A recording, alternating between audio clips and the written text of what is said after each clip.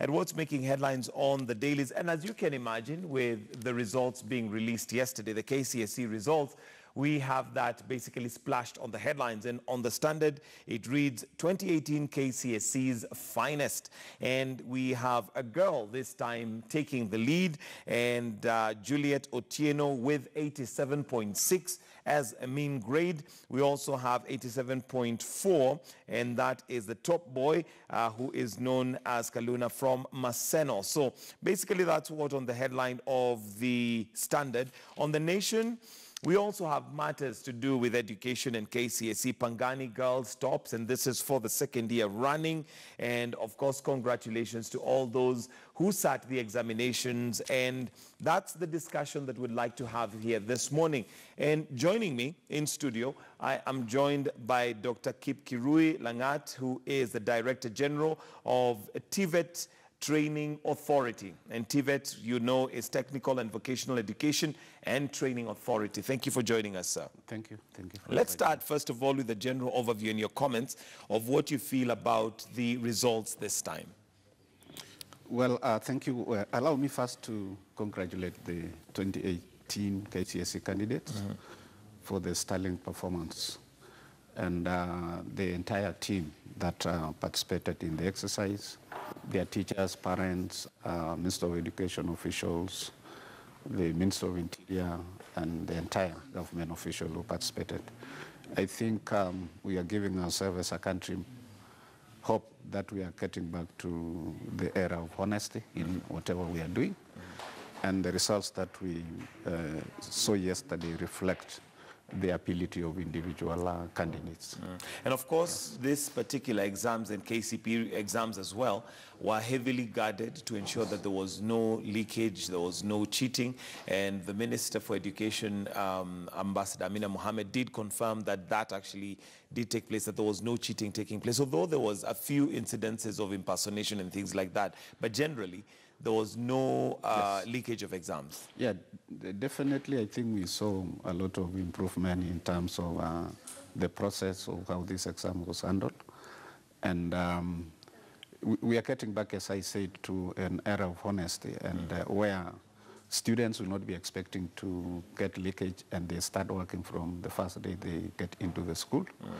And we are eliminating the people who took advantage of probably the earlier systems to defraud parents and other Kenyans with the hope that they will be giving them leakages. Of course, the exam should actually reflect individual ability, so that as we process these people to move to the next level, we will be taking you to either a program or a discipline that reflect either your ability or the interest to be in that. Because previously the grades that we were getting were not actually reflecting one's ability. And we were told at the university or the higher education that some of the people who are admitted to this program end up dropping because they are not able to meet the demands for this, and therefore their entry behavior was not actually reflecting what they are in terms of the grades that we got. Okay, and we'll come to the TVET training in just a bit, but does it concern you from, from an education point of view that we have so much focus on exam results to a point where it has become now a matter of national, security almost, to guard them? In other words, what is the thinking behind us as in the education sector that makes it so high stake that we now have to have such, a heavy military presence, literally just to guard that there's no leakage?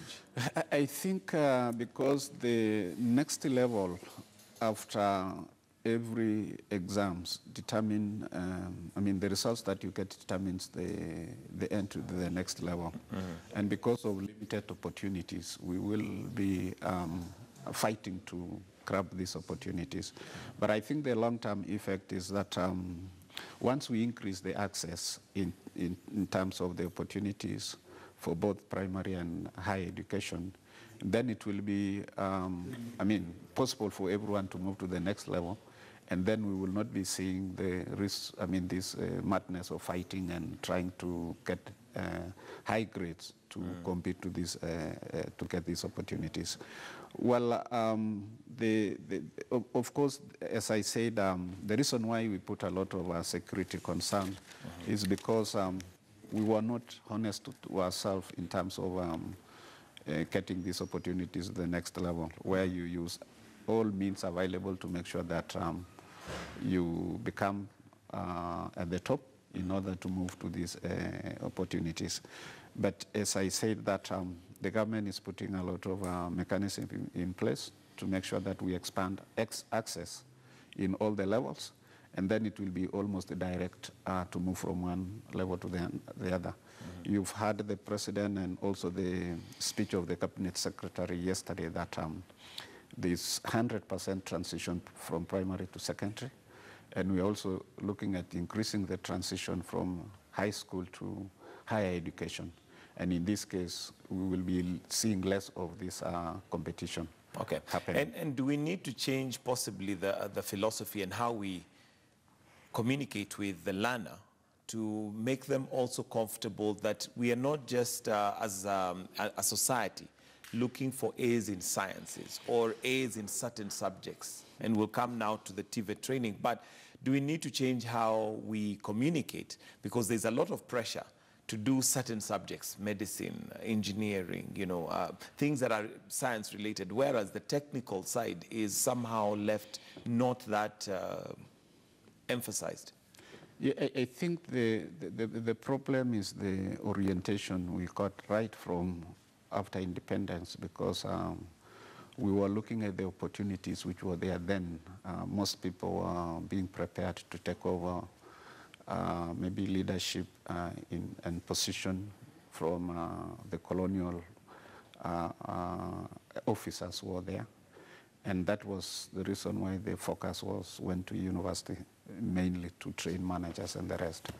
But when you look at the entire human resource structure, there's a ratio at which you have managers and other workers in terms of support. Training at the university probably give us those managers and the people will be taking the highest level of decision and management structure in organization. But the people who actually make those organizations succeed and work are the other cadres of staff who are being trained at different level. The focus in science, probably mathematics, engineering, and technology is because of the opportunities that are available thereafter.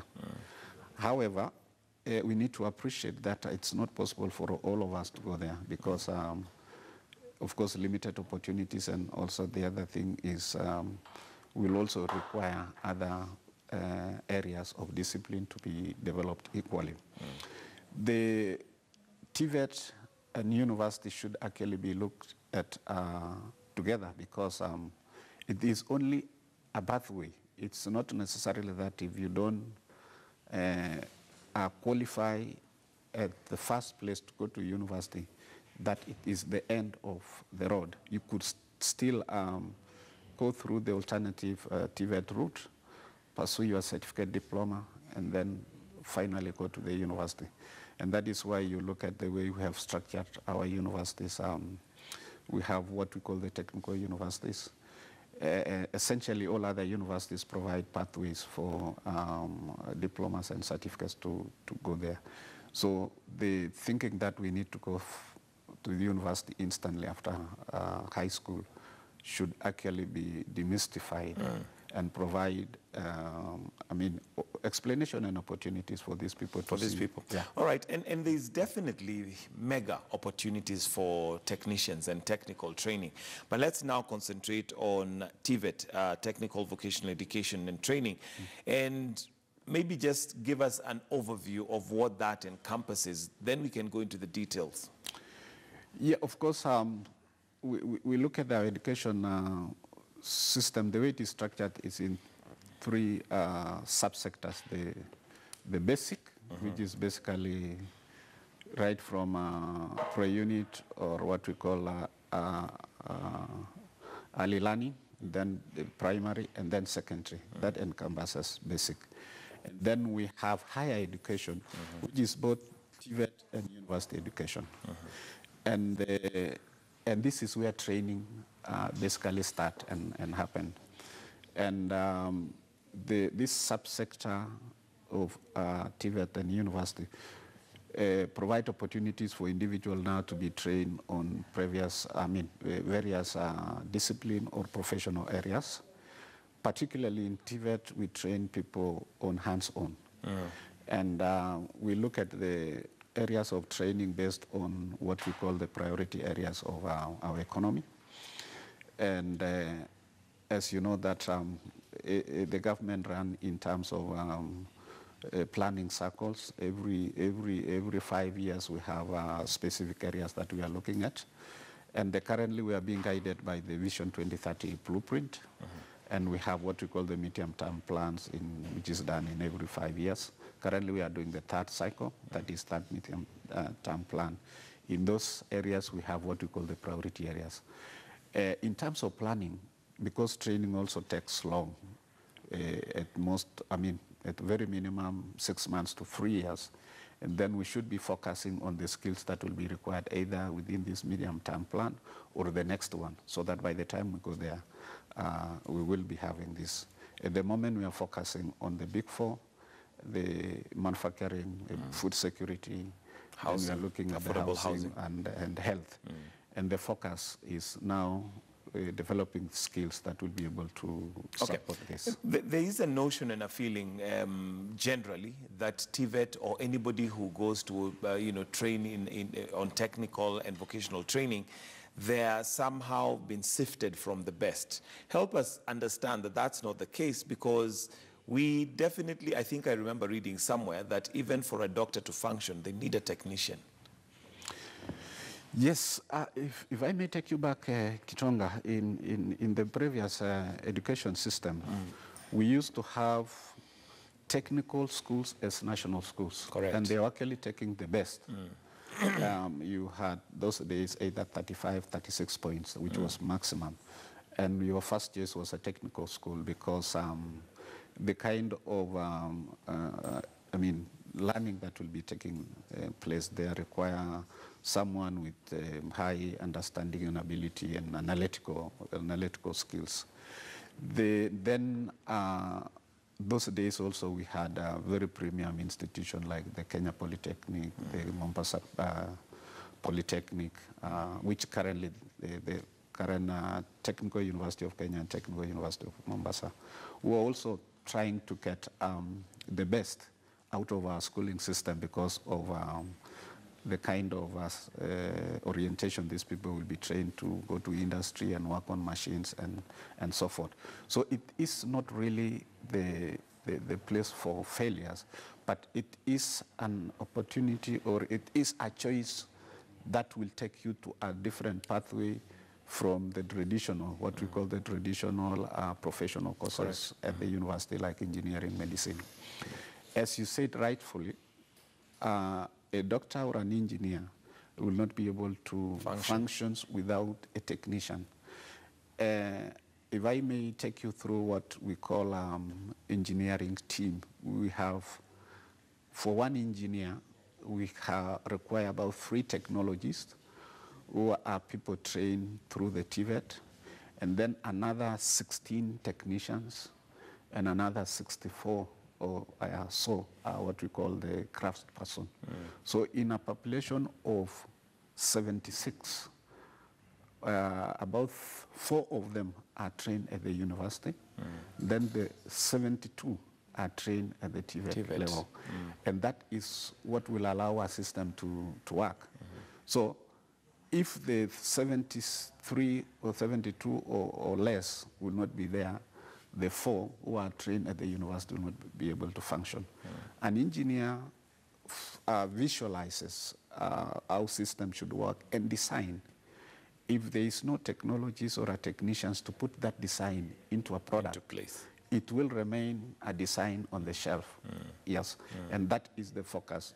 a doctor without a nurse, a lab technician to be able to do the analysis, medical lab technologies, someone to do X-ray, radiography, and the rest, to be able to, for the doctor to be able to analyze and understand exactly what is the problem, then that individual will not be able. So it's a team, and we should focus in building that team as a whole, rather than focusing on one part of the entire system. What would you like to tell parents specifically and teachers in regards to now helping students identify and be comfortable if they're not going to get sciences, for example, A's, that TVET is still a huge opportunity, and it is not failures that go, for TVET. Maybe how would you encourage them? I think we are beginning to see a shift in terms of thinking of Kenyans, both the parents and the individual